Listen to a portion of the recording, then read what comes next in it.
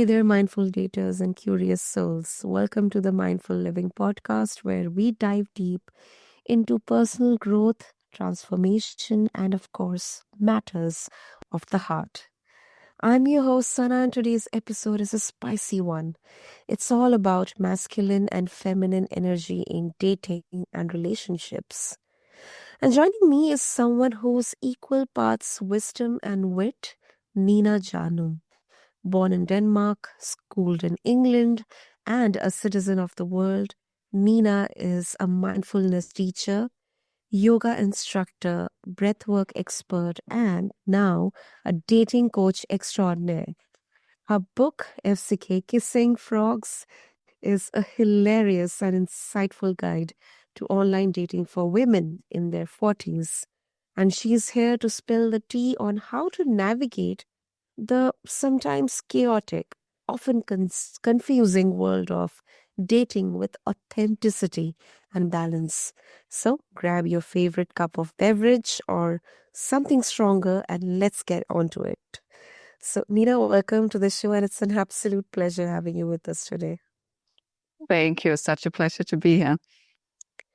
So, Nina, to start with the basics, what drew you to this world of, dating and the world of masculine and feminine energy? So it actually started with my own experiences. I mean, I got divorced in my early 40s and came back on the dating market. And I obviously hadn't been single for what, almost really 20 years. Wow. And so it's just my experiences in that and online dating. And I very quickly found out that I had a knack for it. I was really good at setting up dating profiles and actually like meeting people and dating. So my friends started asking me for advice. And it just kind of grew from there. Then friends of friends and friends of friends of friends of friends. And I started getting messages from random people I didn't know, but they were like, I know this person who knows this person. And they said, you can help me. And it just kind of grew from there. Wow. Wow. That's really, really lovely and inspiring. So, what do you mean by masculine and feminine energy? Of course, there are so many connotations attached to both of these. And how do these dynamics influence dating and relationships? So one of the things I noticed was like, firstly with myself again, and then also the people I was helping, was that specifically women who are strong, independent, and successful, that they tend to not be able to switch that off when they go into dating. And I think a lot of people, they think they have this kind of like old-fashioned idea of what masculine feminine energy is. They think of masculine energy as aggressive, loud kind of energy, and feminine energy is just this, oh, I'm not supposed to do anything. I'm not supposed to have a brain. I'm not supposed to think for myself. And I understand when people think that, the sound of masculine feminine energy is like, ew, I don't want to adhere to that. What is that? And I think and that's where the misunderstanding lies. A truly masculine energy is actually very calm. It's a very safe space.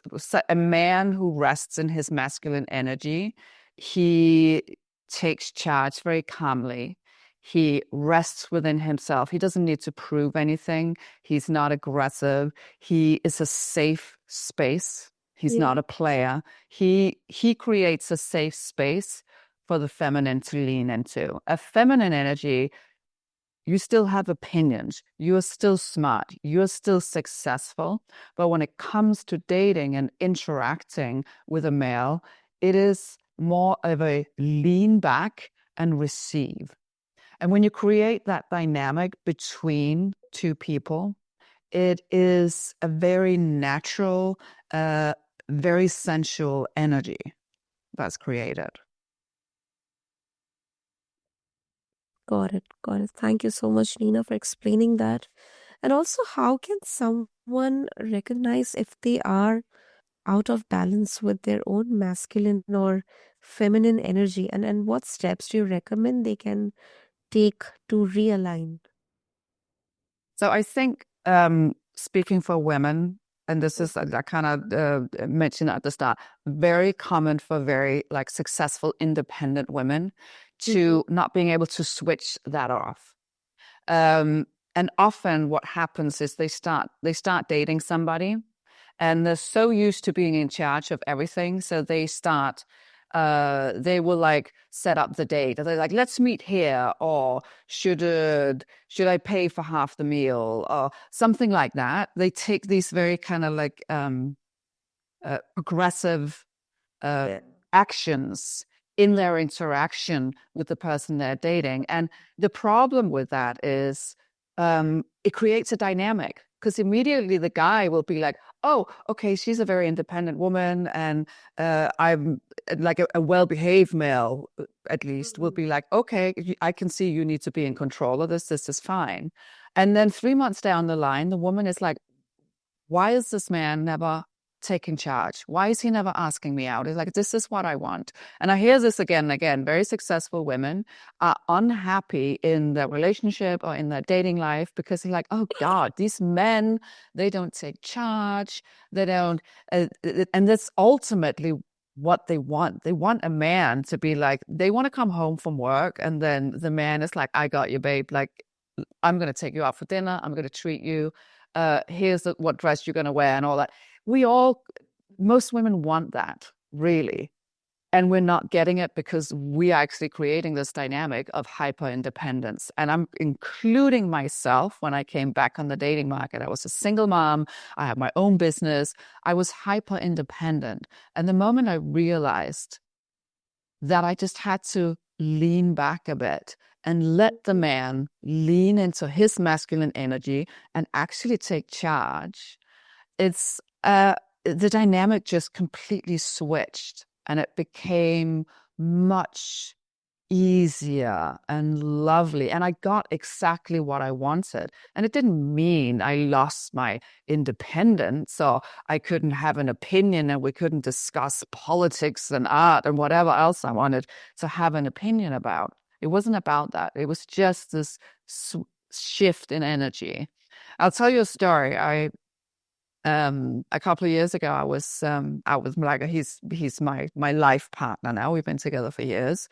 Okay. He we were going out to a dinner, and as we were walking towards the restaurant, I was giggling a little bit, and I said, "I haven't even brought my bag.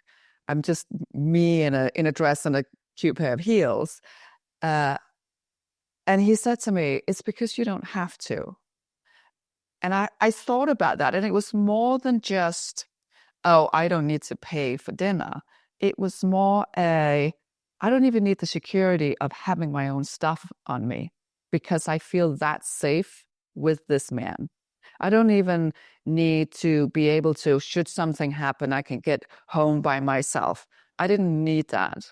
And then he said something interesting. He said, you know what, Nina? I love that, like, I am fully aware that you can take care of yourself. I'm fully aware that you can take care of yourself, your kids, your business. You can do all this, and you are doing all this. So the fact that you allow me, that when we are out together like this, you are allowing me to take care of you. And that is incredibly sexy to me. That's kind of when I got it, is like, oh, okay. This is nice. So it's not about being a woman and be like, I don't want to work. I don't want to do anything. I just want to sit back and be a princess. It's not about that. It's about having the ability to look after yourself, be independent, have opinions, and allow your partner.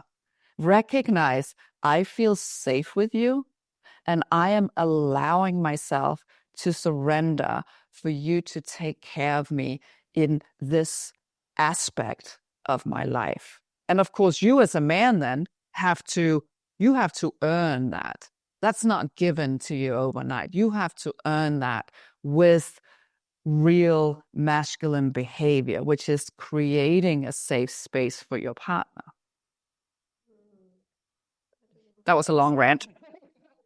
But really, really impressive, really impressive, Nina.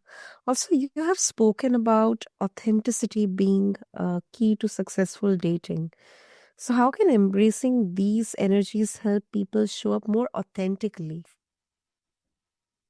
Well, I think it's really about understanding the difference between being strong and independent, and also, as I said, surrendering into a dynamic of a relationship. And again, it's that it can sound quite complicated when it's like a super independent and strong woman wants a man who can actually step in and be like, you don't have to organize anything here. Let me take care of you. And I think it's recognizing what you want. Instead, I think we're so good at listening to society, what we're supposed to do, what we're supposed to want. And you need to shelf that. It doesn't matter what your family, your friends, or society says you should want. What do you actually want? What actually works for you? So the example is I've been with my partner for years. We don't live together. We spend most of our time together, but we have a couple of nights every week where we're at our own places, where we're not together. And we're both kind of introverted, and we love having that little bit of space. And we are old enough to recognize that we need that space. And our relationship is wonderful because of it. So we have no plans of moving in together. And most people, they get a little bit, what do you mean? I mean, are you not committed to each other? We are deeply committed to each other. This is my life partner, my soulmate, whatever it needs to be, whatever you like to call it. But we just know ourselves well enough to where it's like, this is best for us. So it doesn't really matter what society says we should, because this is actually what works best. And we have such a wonderful relationship like this. Absolutely. Also, online dating can feel like a battlefield at times. So, how do you suggest people can leverage mindfulness and self care to stay grounded during this process? I think it's really important not to get stuck in dating apps. We can very quickly become addicted to that little adrenaline rush we get every time somebody swipes on you, every time somebody likes you or message you. And a lot of people on dating apps, they actually end up getting they're unable to commit to anyone because they're always thinking, it's like, oh, is the grass greener on the other side? Is there somebody else who's better for me? And then they end up finding no real connection. So what I really recommend is that when you go on a dating app, you do it very purposefully, and you go in, you're very clear on what you're looking for, and you set up a few dates, and then you pause that dating app. You go on your few dates, and maybe that is one date, maybe it's 10 days, maybe you are seeing a couple of people for a few weeks. That might turn into something deeper, it might not. And if it doesn't, you go back on that dating app, you spend a couple of days on there, you set up a few dates, and then again, pause, date. When we get addicted to dating apps, we are unable to find it. We are unable to make that connection with another human being. It's as simple as that.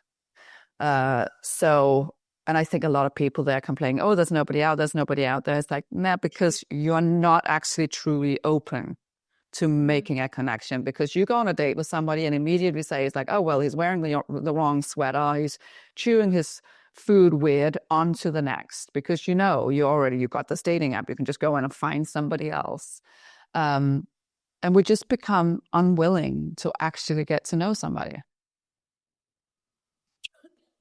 I agree with all those observations and insights. Yeah. I always say I actually say in my book, it's like you got to date like a ninja. You're like in and out like a ninja. Right. Yeah, right. That's right. And also, um, your book, which is Fuck Kissing Frogs, is both hilarious and insightful. So, can you share one of your favorite lessons from the book about embracing discomfort and gratitude in dating? I think, I mean, embracing discomfort, um, that's a good question. Discomfort, and yeah, well, I guess it is who you are. Is an uncomfortable situation. I mean, I always talk about in yoga. It's can we sit with discomfort, and so if this is an uncomfortable thing for you, certainly, I mean, can you sit with that? I think one of the best lessons in my book, I would actually say it's not about discomfort, it's about getting really clear and really honest with yourself what you want. I think it's very easy to sit and project everything on other people. It's like, why is my Prince Charming not coming? Why are everybody so messed up? Why nobody's good? And really what you should be asking is, why do I keep picking these people? Why Mm. am I attracted to these people? Because truly, there are plenty of good people out there. But if you are not a healed person, if you are not healthy yourself, you are not going to attract these people. It is as simple as that.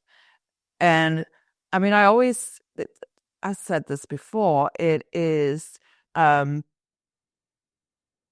think they're these kind of like a lot of like you will hear a lot of men say it's like, oh, I mean, I love crazy ladies. I love because I mean it's just more passionate, and a lot of women actually have accepted this and be like, yeah, but men love crazy ladies, so it is okay for me to be crazy. And it's like, no, if a man loves a crazy lady, he is not healed. He is not a healthy man. So this will never be a healthy relationship because he's not healthy and you are not healthy. So it's not that all men love crazy ladies. It is that unhealthy men loves crazy ladies because they don't even understand themselves or what a healthy relationship looks like.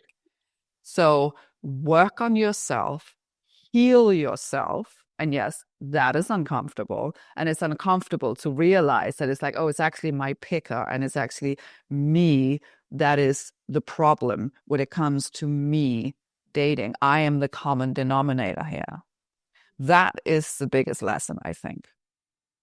That is a really important one, and I think very crucial observation, Nina. So finally, if our listeners they would like to connect with you, reach out to you, and explore more about the ups and downs, how to navigate the world of online dating, relationships, how they can. They can obviously find my book on Amazon anywhere in the world.